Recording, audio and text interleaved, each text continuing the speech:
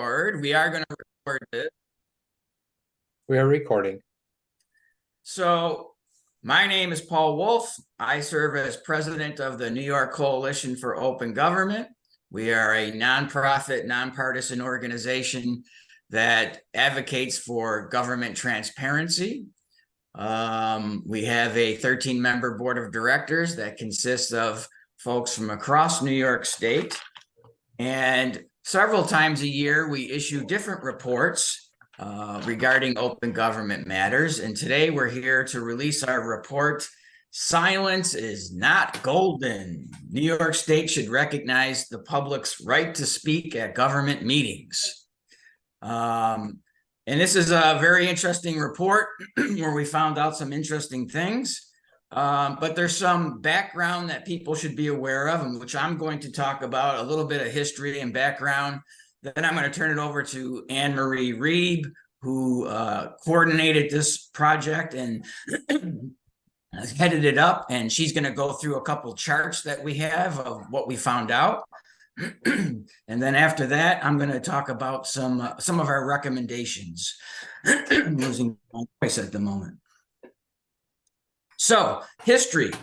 This report focuses on town boards, and there are 933 of them in New York State, and we actually managed to take a look at every one of their websites, or at least those that have websites.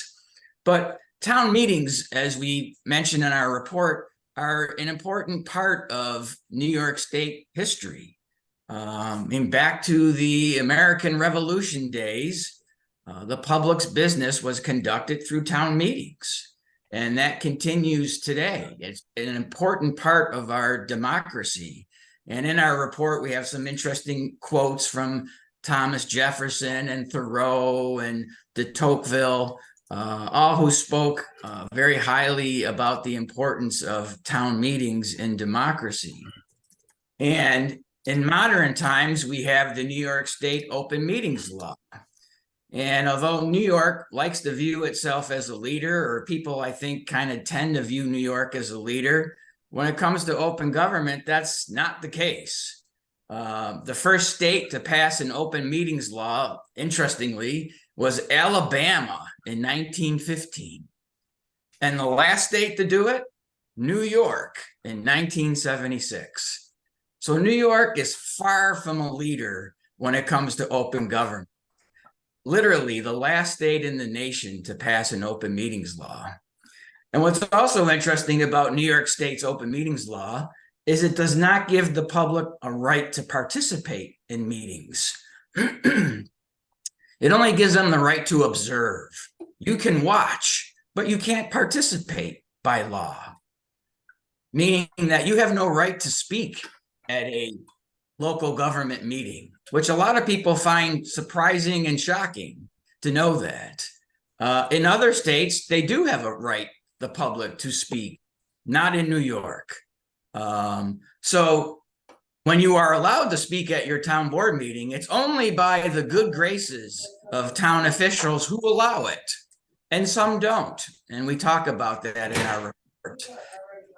But interestingly, in New York, we didn't have an open meetings law until 1976, but at the federal level, Congress in 1946 passed a law that gave the public right to be informed and to comment on regarding federal regulations way back in 1946. So for 77 years now, the public has the right to be informed of federal regulations and to comment, but we didn't have the right until 2010 to even be notified of what the meeting agenda is, what items are on the meeting agenda. That didn't happen in New York State until 2010. And we still don't in New York State mandate the right for the public to speak and be heard. So that's what this report is about. And I'm going to turn it over to Anne Marie Reeb to go through some charts that we have in our report. I should also point out, by my mistake, I sent out the report to the news media, and I neglected to attach a copy of our exhibits. The charts are in the report, but there's 4 exhibits And Anne Marie just recently sent out an email just before the start of this press conference containing those exhibits. The report is up on our website at nyopengov.org, but without the exhibits. So I have to fix that on our website as well. And if anyone, wants a copy of this video or any of the reports or documents, let me know. So Anne Marie is going to go through a couple of these charts that are in the report, and then I'll come back to talk about our recommendations, and then we'll open it up to questions. Anne Marie. Good morning, everyone. I'm going to share my screen so that you can. Okay, so Paul, you have to give me the ability to share my screen.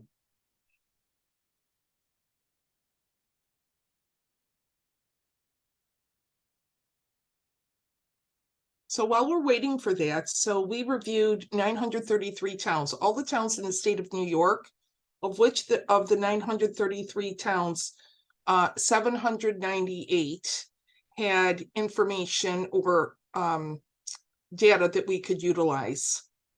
So let's see if this will work now. Okay.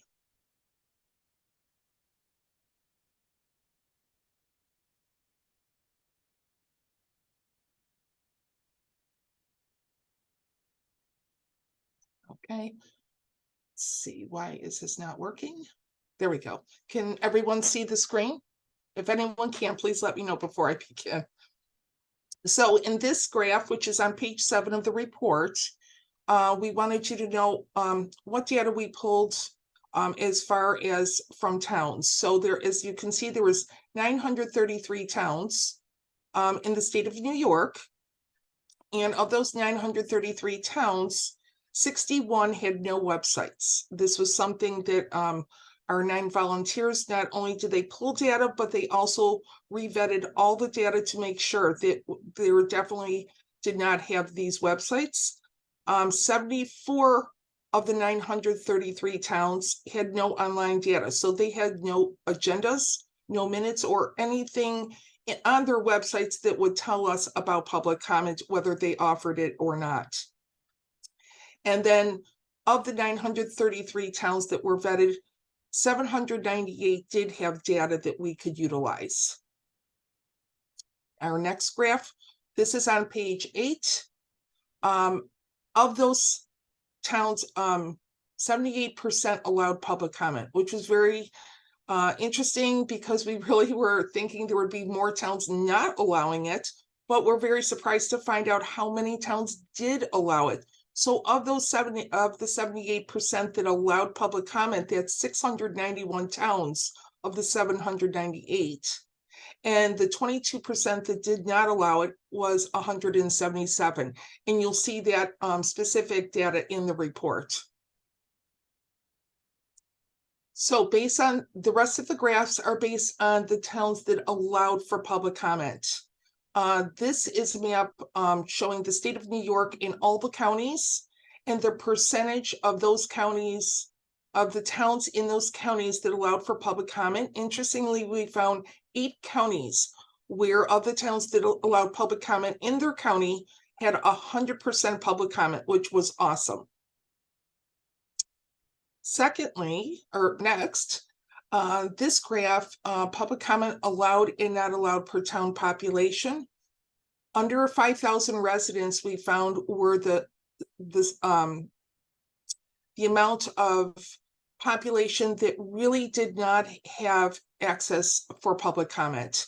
So under 5,000 to under 1,000, they really did not have access to provide public comment from their town boards. Okay, in this graph, we looked at when could they publicly comment. So based on going through agendas and minutes or rules of decorum, we looked at when the towns allowed public comment to occur. Did they allow it to occur at the beginning of the meeting, before business was transacted, or only at the end of the meeting, after all business had been transacted, or did they allow for both? As you can see, 21% of the towns that allowed for public comment allowed both, which we were very pleased with. but very displeased with the fact that 28% of the towns only allowed the public to comment at the end of the meeting, which after business is already transacted, what are they going to comment on if you've already voted? And then in the next graph, town boards decided in 17% of the towns that we reviewed that you could not speak without a time limit. And we estimated 2 to 5 minutes per person for an average of 3 minutes per person. And that really is not appropriate. But at the same time, there were towns that had a total time limit. We don't show it here, but some towns said you have 10 minutes for public comment.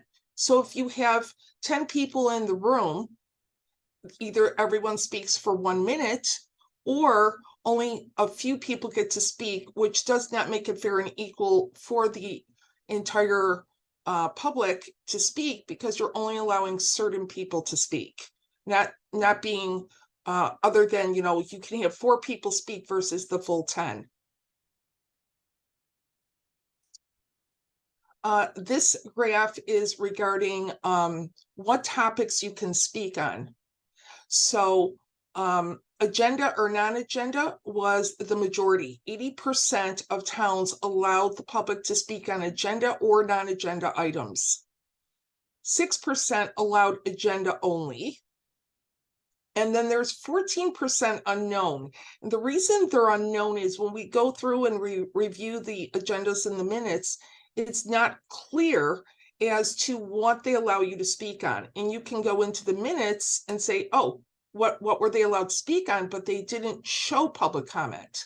So we found that very interesting that several towns do not include the public comment as part of their minutes. So they exclude it. I even found a Zoom meeting where not only was it not in the minutes, but they actually removed it from their Zoom tape so that you do not know what the public commented on.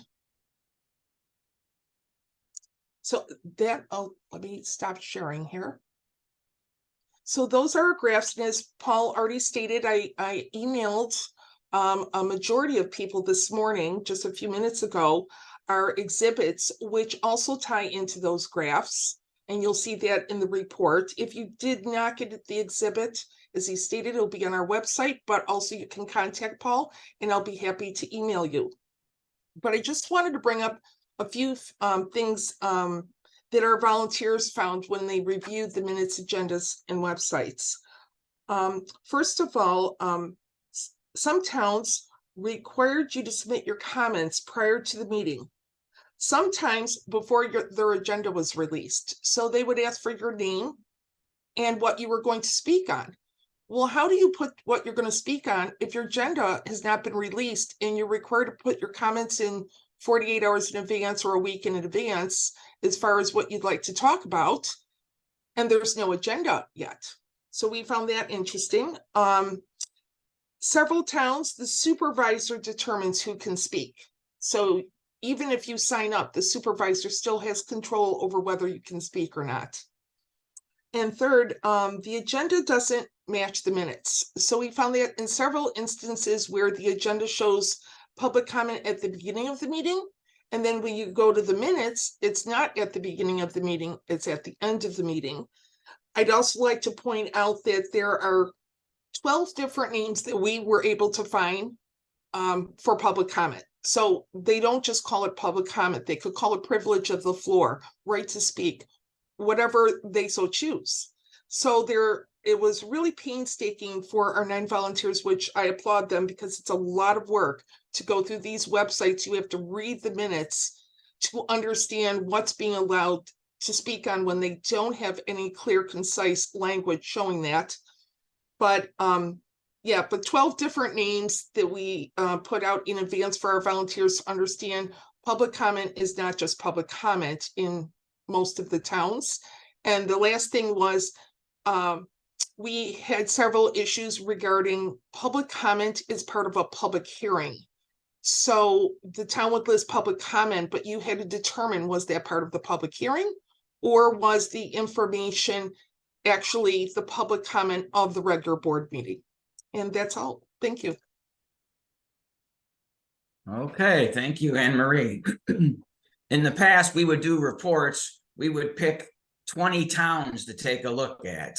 And Anne Marie has incredibly upped our game to now we looked at 933 towns. I think this is probably the most comprehensive report that's ever been done in New York State regarding public comments at the town board level. So it really is amazing the work that Anne Marie and the folks that assisted with this report have done. Our organization is all volunteers. We have no paid staff.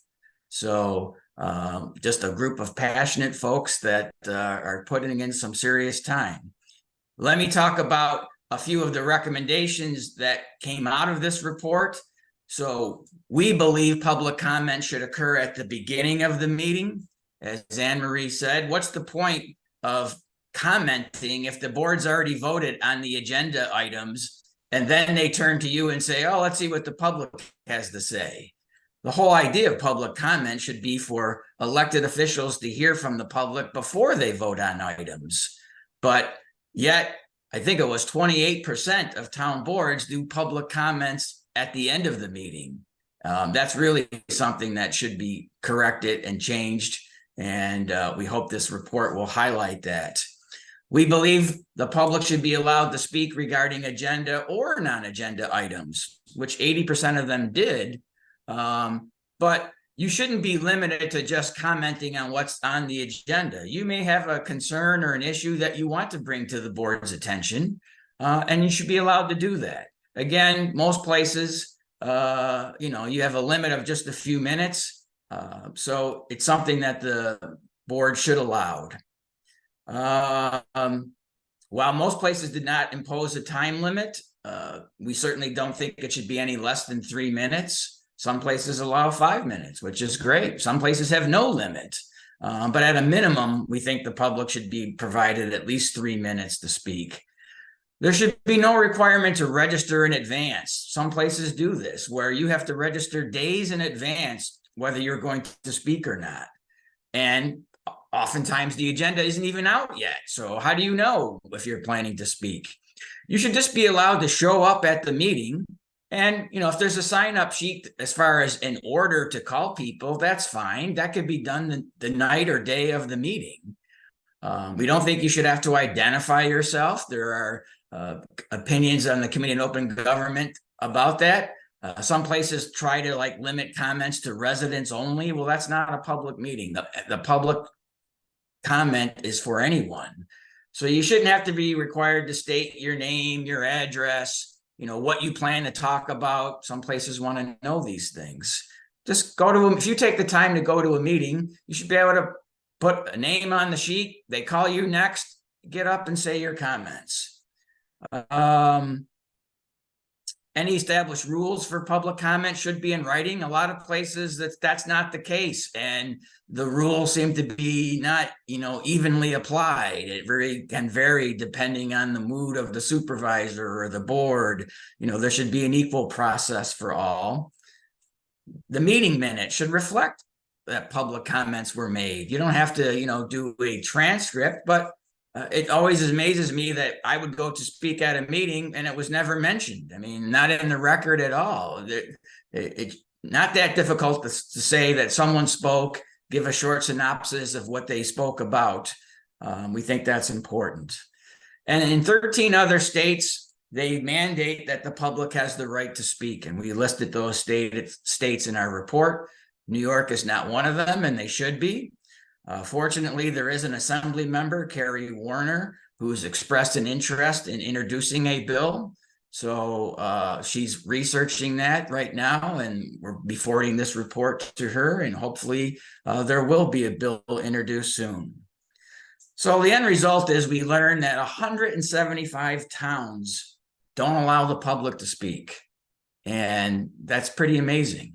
And who knows about villages and city councils? We just looked at towns. So the public should always have a right to be heard and speak. Yeah, there should be rules about how that works, perhaps limits, all that's fine. But in a democracy, it's amazing to me that in 175 towns, you're gagged from being allowed to be heard.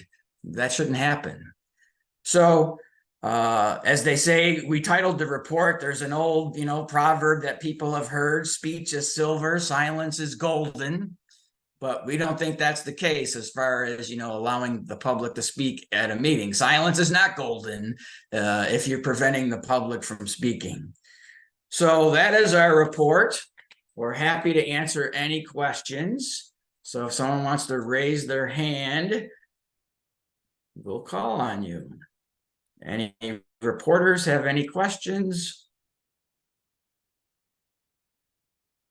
No one likes to be first. Allegheny Hope, yes. Yeah, can you advise as to how you handled the communities that did not have a website? In other words, how did you place them in the statistics? The statistics are just based on the ones that we were able to get information for. So they're kind of excluded. We didn't have any information regarding them. Okay. If that's correct. Am I correct in that, Emery? Yes, so it's very hard to pull public comment information from a town that has absolutely no website.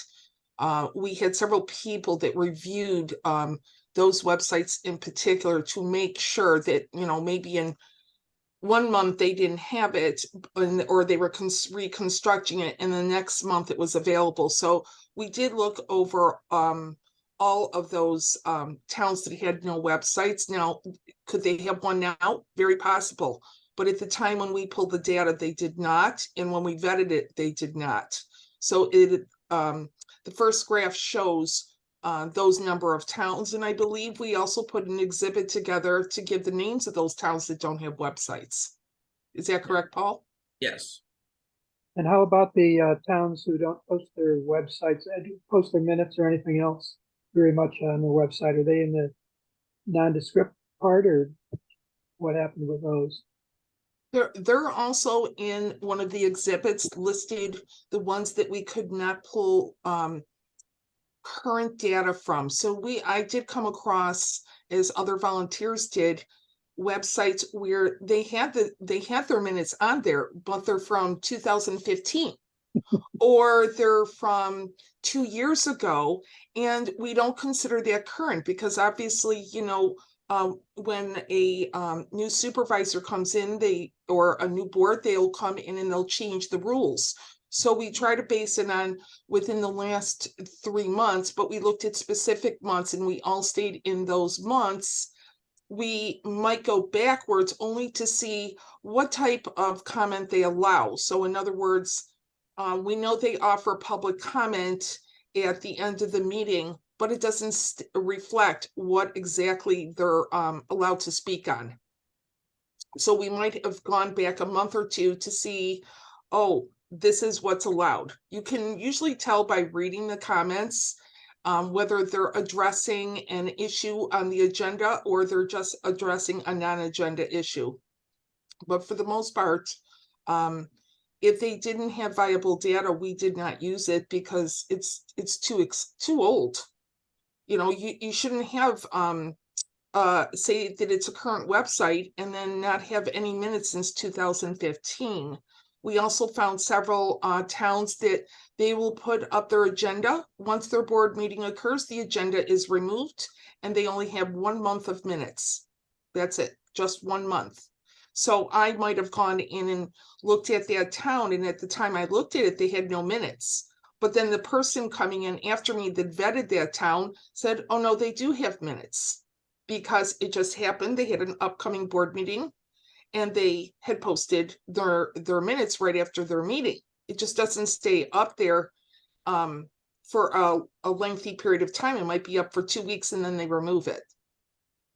So Any other questions, Casey? It's interesting information. Okay. I saw a comment in the chat. Someone asked, why do you think New York State lags as far as public comments? Yeah, I don't know. I think New York State just has a long history of, not being big on open government. I mean, the fact that we were the last state in the nation to pass an open meetings law, I think speaks to that. I think there's just a culture in New York government of, we don't want to hear from you. You're welcome to show up and observe, but don't bother us. I can't tell you how many times I send emails to elected officials and I get no response. There's just a culture here of not wanting to be bothered, I think, by folks. I've had elected officials say to me, what, public comments are a waste of time. Nothing good ever comes from them. I don't learn anything from public comments. That's just kind of seems to be the environment. Any other questions? Actually, I'd like to add something. So some of the towns provide what is called like a rules of decorum. And that gives them, the public, an explanation of what they allow and they don't allow in their meetings. I found that it seemed that they were more open to their public when they provided those rules of decorum. They wanted to hear from their public. Some of them stated they wanted to hear from their public. But they put in these rules of decorum so that someone coming into their meeting would know what was allowed for public comment. I thought that was really great. It reminded me of school board meetings when I'd go in and there was a pamphlet. It would tell me how their meeting was conducted. It would explain resolutions and how those worked. It would tell me when I could speak, when I was not allowed to speak, what I could, if I had a time limit to speak and so forth. And I think that was really great that they really cared enough about the public coming in to inform them on their procedures. So that's why I wanted to put that in. Thank you. Any other questions?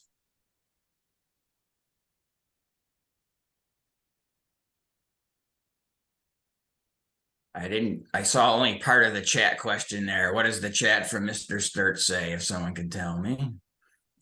It says, since Paul mentioned this, what would you say to the elected officials and others who argue that allowing public comment doesn't add value to government? Well, I would say that's a terrible opinion for an elected official to have. I mean, I assume you run for office because you want to be a representative of your community. And, to be a representative of your community, I think it's important to hear from the public. And I know some elected officials say, well, I'm available by telephone, by email, I go to meetings. Well, that's great. But I just don't think it's that burdensome to set aside, 3 minutes to hear from people at a meeting. What we see from meeting minutes, it's not like 30, 40 people show up at a night. It can on some nights if there's a hot topic, but for most nights, it's a handful of people. I don't think it's that hard to take the time to hear from them. And you should. I think it's an important part of democracy. It's an important part of being an elected official. That's your job. You're getting paid to represent your community. And if you have a meeting agenda and you're about to vote on items, you should hear what people think about those items before you cast your vote. Anyone else? Can I answer to that as well? Sure. So why is public comment important at the meetings? Well, as we know, there are those residents who attend every meeting religiously, sometimes for years. They're what we consider the watchdogs of our community or of our government. And government officials come and go, but the watchdogs usually stay. So they have a good knowledge of what occurred prior to things they're voting on now. I can say that I myself have addressed issues at my town board. And a lot of times it's to educate the new officials coming in to say, well, this is what we did prior. You might want to think about that before you approve this, before you should go back and look at what we did prior. I think the public adds a lot of information that new public officials are not aware of. So they may have come in January and something occurred the previous 6 months. They haven't attended board meetings, and we can provide that information to them during a public comment period when we know they're going to vote on something. Recently, my town decided that they were going for a grant, and I provided information from the court systems to the public officials that were not aware of what the procedures were to apply for that grant, which required a supervisor's signature and not just a justice signature. So those things are important, and it, to me, that is helping them to do things the right way and making them knowledgeable and educating them. Casey. Yes, I'd just like to back that up too. And I've been attending public meetings now for many decades. And the fact is that many times municipal board members are about to do something illegally. If you don't have an opportunity to speak to it, they'll go right ahead and do it. I've had local officials try to amend the local law by basically making a motion. I've had situations in which they're entering into a contract which is not proper, and other types of things. And when you're not allowed to speak and you tell them afterwards, basically they just ignore you because they've already made basically they continue the illegal practice because they don't want to find out that they've made a mistake. And so without that, I've always found when I was an elected official, that it was very beneficial to have people in the audience speak up. And the reason for that was that they have a different perspective, and many times they have information that's very important, as Anna Maria was saying. Maria. Hi, Paul. Can you hear me? Yeah. Okay, great. I just had a quick question of Anne Marie. Well, first of all, I should say, Anne Marie, this was a daunting task, and obviously you were an overachiever, and thank you for doing this. I had a question when you said that you reviewed everything on the websites and then you compiled the data. At any time, did you see something on the website and said, oh, gee, I better call municipal such and such and ask a question of the clerk or somebody there, or was it all just done by the volunteers and yourself compiling your own data and not actually speaking to anybody from any of these towns? Actually, I did not call any clerks of any town. I am aware that one of our volunteers did. But our data was specifically based off of online data. So even though the volunteer contacted the clerk, the public isn't expected to call the clerk to find out, about minutes or an agenda. It should be readily available on their website. So if we were able to find the data that they actually called in on, we used the data. But if they called in and there was no data on the website, we did not use it, even though they may have had a confirmation from the clerk.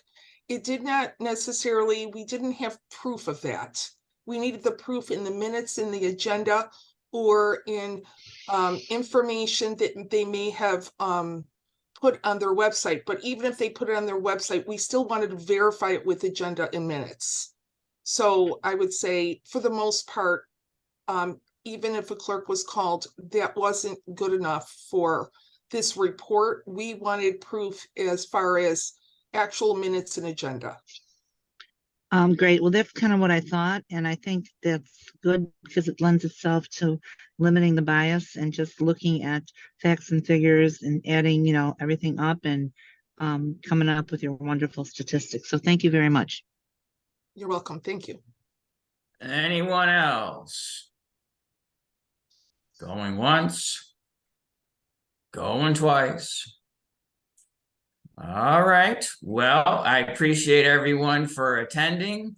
Any reporters that need any additional information, just reach out to me.